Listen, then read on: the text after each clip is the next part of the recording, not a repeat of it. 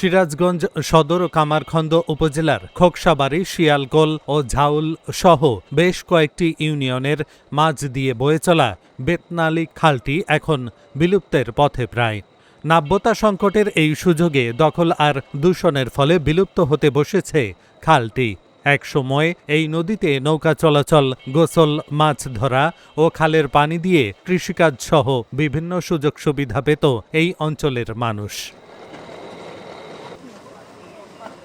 শুধু প্রাকৃতিকভাবে পলিজমে ভরাট হওয়াই নয়, খালটির অকাল মরণদশা ডেকে এনেছে চারপাশের বিভিন্ন প্রসেস মিলের ক্ষতিকর বর্জ্য। মিল কারখানার বিষাক্ত রাসায়নিক মিশ্রিত কুচকুচে কালো পানি সরাসরি এসে পড়ছে নদীতে। ফলে এই নদীর পানি এখন ব্যবহারের সম্পূর্ণ অনুপযোগী হয়ে পড়েছে। আর জীববৈচিত্র্য ধ্বংস হওয়ার পাশাপাশি এর চারপাশে ছড়াচ্ছে তীব্র দুর্গন্ধ ও নানা রকম পানিবাহিত রোগ। যেই পানির ভিতরে মাছ তো দূরের কথা, মাছ তো মরিয়া সাপই, এবং ব্যাং ট্যাং সুদ্ধা সব মরিয়া সাপ। এবং তারপরে এই পোলা বান্ডলার মধ্যে হঠাৎ করে পানির ভিতরে ছোটো মানুষ বোঝে না, নামলে পারি তার অসুখ, শরীরে দেখা যায় মনে করেন যে ঘা উঠে যায়, তার খাইজানি চুলকানি এইরকম অনেক গোলা বেরিয়ে যায়। যে সুন্দর পানি ছিল, ওই পানি দ্বারা আমাদের এলাকার গরিব কৃষকরা রবি শস্য প্রচুর পরিমাণে রবি শস্য উৎপাদন করতে। চারপাশ থেকে সবাই নানানভাবে দখল করেছে, কেউ বাড়ি করেছে, কেউ দোকানপাট করেছে, নানানভাবে দখল করে এটার একদমই এর যে জীবনটা, খালের যে একটা জীবন থাকে, সেই জীবনটা একদমই এখন নাই বললেই চলে, এটা মৃত। আমরা চাচ্ছি প্রত্যেকটা কলকারখানা ইটিবি স্থাপন করা এবং অবৈধ স্থাপনগুলো উচ্ছেদ করে এই খালটা পুনরায় জীবিত এবং নাব্যতা ফিরে দেওয়া। ভরাট ও দখলমুক্ত করে দ্রুতই খালটি খননের মাধ্যমে নাব্যতা ফিরিয়ে আনার দাবি স্থানীয় এলাকাবাসীদের। ওইটুকু খাল যদি সত্যিকারের সংস্কার করে পানি প্রবাহিত করার জন্য নজর দেন, তাহলে আমরা বিভিন্ন দিক দিয়ে, সেচ কাজের দিক দিয়ে, বিভিন্ন দিক দিয়ে আমরা অনেক উপকার পাবো আর কি, এবং স্বাস্থ্যের দিক দিয়ে আমরা উপকার পাবো।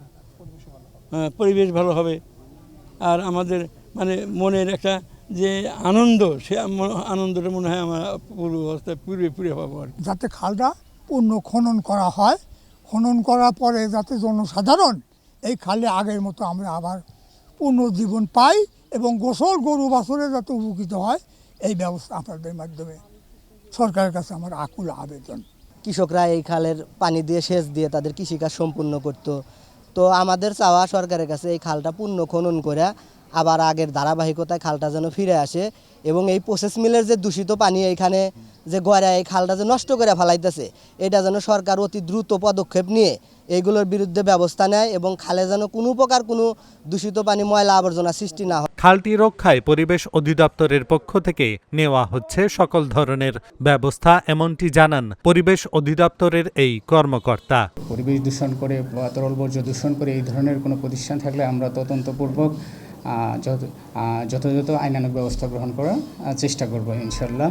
এছাড়াও আমরা সিরাজগঞ্জের যে সমস্ত তাঁত শিল্পগুলো রয়েছে তাদেরকে আমরা পরিবেশ দূষণ না করার জন্য বিভিন্ন সেমিনার করে বা কর্মশালার আয়োজন করে তাদেরকে আমরা উদ্বুদ্ধ করতেছি এবং তাদের আইনানুগ বিষয়গুলো নিয়ে অবগত করতেছি। পরিবেশ ও জীববৈচিত্র্য রক্ষায় বেতনালী খালটি এই অঞ্চলের জন্য অত্যন্ত গুরুত্বপূর্ণ।